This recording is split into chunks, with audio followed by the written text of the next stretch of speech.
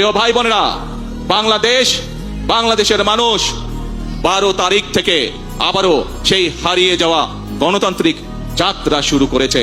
দেশের মানুষ পরিশ্রম করে যেভাবে সামনে এগিয়ে যাচ্ছে, তাদের সাথে থেকে, তাদের পাশে থেকে আমরা দেশকে গড়ে তুলতে চাই।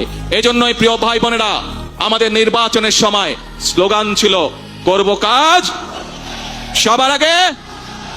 এইটি হচ্ছে আমাদের স্লোগান, এটি হচ্ছে আমাদের বর্তমান স্লোগান, এইটি হচ্ছে আমাদের ভবিষ্যৎ স্লোগান।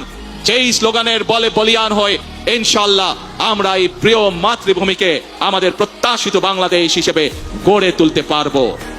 আমরা আজকে এখানে প্রত্যেকে শপথ গ্রহণ করি যে যেই বাংলাদেশের প্রত্যাশা প্রত্যেকটি নারী পুরুষ প্রত্যেকটি মানুষের মনে রয়েছে, সেই প্রত্যাশিত বাংলাদেশ গড়ে তোলার জন্য আসুন আমরা প্রত্যেকে এক একজন শ্রমিক হিসাবে, দেশ গড়ার শ্রমিক হিসাবে আমরা নিজেদেরকে প্রস্তুত করব।